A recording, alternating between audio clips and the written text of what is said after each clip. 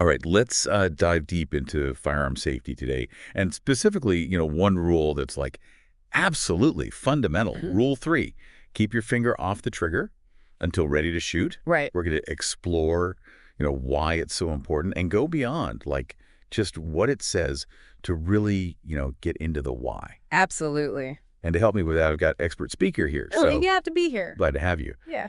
So, our source material really emphasizes like trigger discipline, right?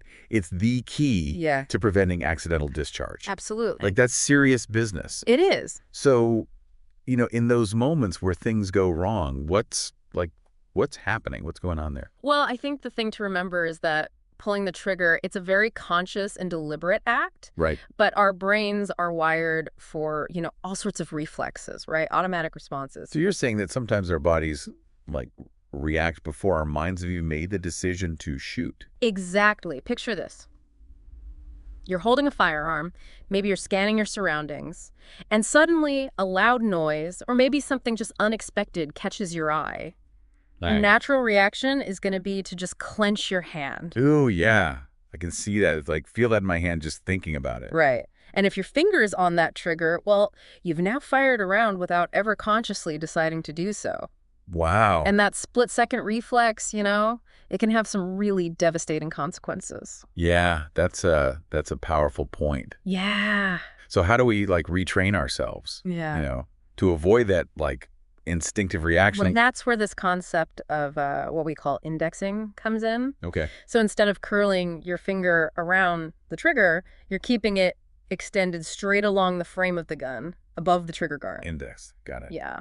But honestly, that sounds kind of awkward. It can feel a little strange at first. Right. Is it hard to get used to? Well, think of it like, learning proper posture. It feels weird at first, but with practice, it just becomes so natural you don't even think about it. Right. And there's some really clever training exercises that can help you build that muscle memory. Exercise. Like what?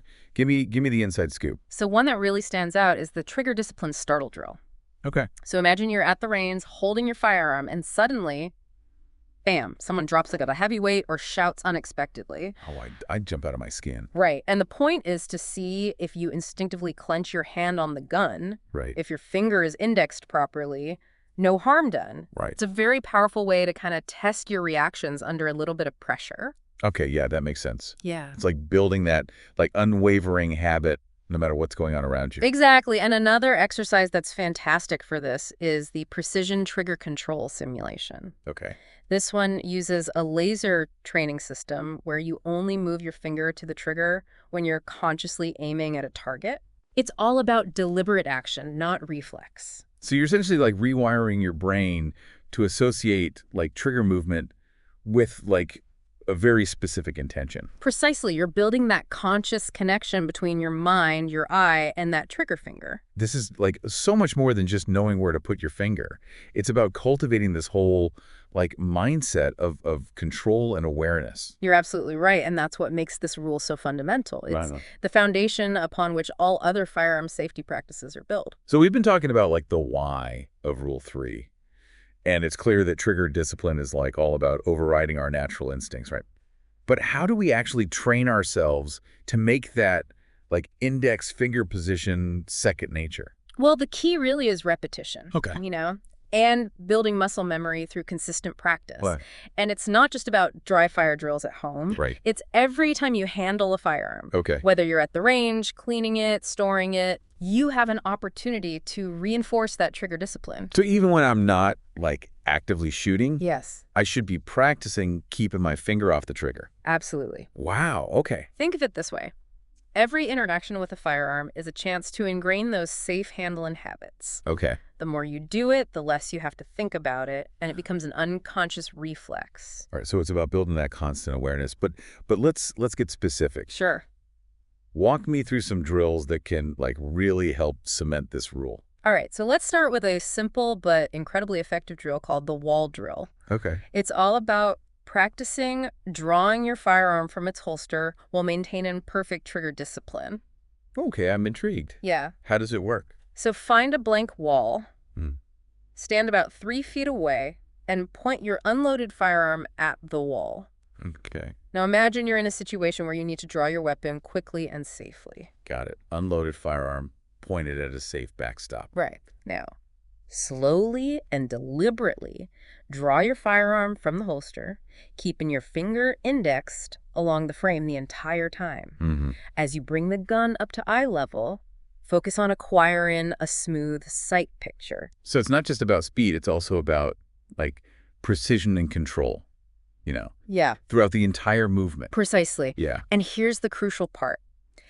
As you're practicing this draw stroke, Okay. imagine different scenarios. Okay. Maybe someone's approaching you aggressively, Right. or there's a sudden commotion. So I'm introducing that, like, element of stress and surprise, Exactly. even though it's, like, a controlled environment. Right. Yeah. The goal is to maintain that rock-solid trigger discipline even when your heart rate's up, when your adrenaline is pumping. That makes a lot of sense. It's like, training for a game by, like, simulating game day pressure. Exactly. Yeah. Now, once you've mastered the basic wall drill, Okay. you can start adding variations. Okay. For example, try drawing from different positions, Right. like sitting or kneeling. So I'm getting used to, like, drawing and maintaining trigger discipline in a variety of, like, realistic scenarios. And here's another variation that really challenges your control. Good. Introduce movement. Okay. Instead of standing still, try moving laterally Right. while performing the draw stroke. Wow, that sounds like it would really test my coordination and trigger discipline. It does, Well, but that's the point. You're yeah. pushing your boundaries and building that muscle memory for a wider range of situations. This wall drill sounds like an incredibly, like, versatile tool for honing trigger discipline.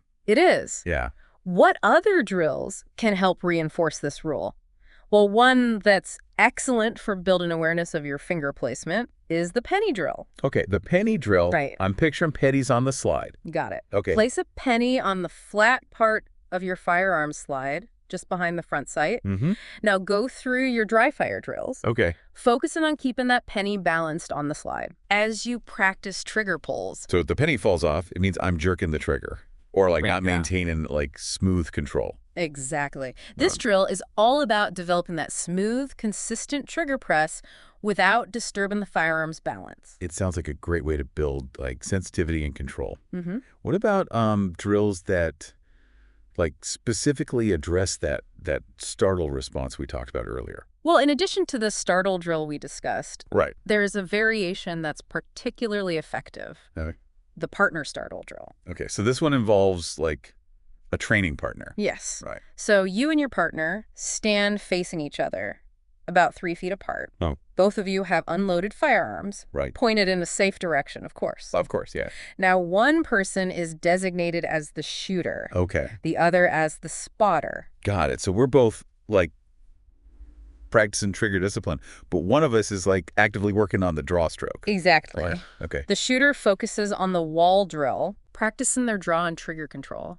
The spotter's job is to create those unexpected distractions. Distractions like what?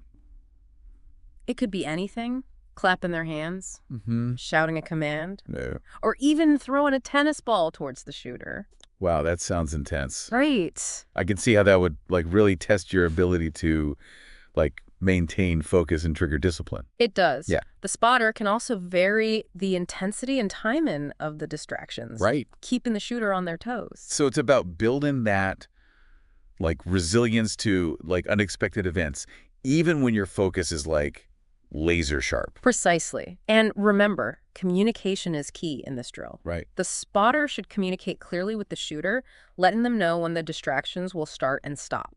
That makes sense. It's about, like, building trust and, like, working together to create, like, a safe and effective training environment. Exactly. Yeah. And as you get more comfortable with this drill, you can increase the complexity. Try moving around, working from different positions, or even incorporating multiple distractions. It sounds like the possibilities for, like, variations are endless. They are, and Yeah. that's what makes these drills so valuable. Right. You can tailor them to your specific needs and skill level, Yeah. constantly challenging yourself to improve your trigger discipline. These drills have, like, really opened my eyes to, like, the depth and nuance of something as, like, seemingly simple as keeping your finger off the trigger. Right. It's clearly not just a rule, but, like, a skill that needs to be, like, honed and practiced diligently. You're absolutely right. And the best part is that these drills can be incorporated into any training regimen, whether you're a seasoned shooter or just starting out. Right. The key is to make them a regular part of your practice routine. We've been like really digging into this whole trigger discipline thing Right. and exploring some pretty effective drills. Yeah. But it feels like it's more than just the mechanics, you Yeah. know? It's like there's a mindset here, right? Absolutely. Trigger discipline, it's a reflection of your overall approach to firearm safety. Okay. It's about respect for the tool you're handling and a constant awareness of the potential consequences Right. if you lose concentration for even a second.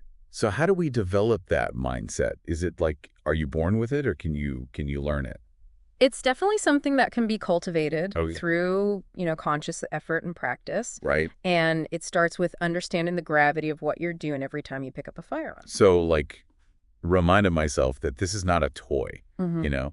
This is a tool that has the potential to cause serious harm if Exactly. it's not handled responsibly. And developing a healthy sense of, paranoia, I guess. Okay. Always assuming a firearm is loaded, What is even that? when you're absolutely certain it's not. That makes sense. It's about eliminating like complacency Right. and staying vigilant, Yes. even when you're like comfortable and familiar with a firearm. And another key element of this mindset is personal accountability. Okay, taking full responsibility for every action you take with a firearm, from the moment you pick it up to the moment you put it down. And no blame, no blaming the gun, no excuses. If something goes wrong, it's my responsibility to figure out why Exactly. and prevent it from happening again. Own your actions. Right. Constantly strive to improve your skills and knowledge. This is a powerful perspective. Yeah.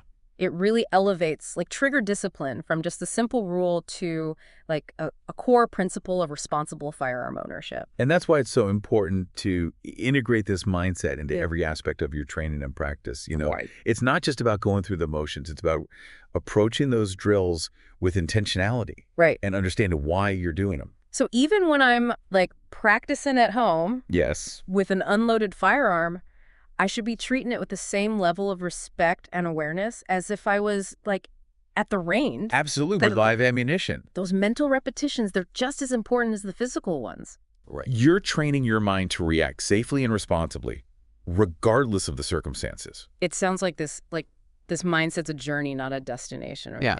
It's something that we need to constantly cultivate and refine. You got it. And that's what makes it so rewarding. Yeah.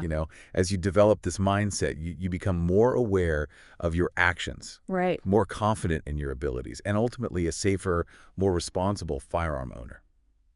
This deep dive has been incredibly insightful. We've really explored the mechanics of trigger discipline Yeah. built into these effective training drills Mm-hmm. and uncovered this deeper mindset that underpins this whole fundamental safety rule. It's been a journey into the heart of responsible firearm ownership. It has. And I hope it's empowered you to approach this critical aspect of safety with a newfound understanding and commitment. And for you listening, Well- remember that this is just the beginning. Keep learning. Keep practicing. Keep practicing. And never stop striving to improve your trigger discipline. Because when it comes to firearm safety, complacency is the enemy, That's right. and constant vigilance is your best defense. Absolutely. Until next time, stay safe and keep diving deep.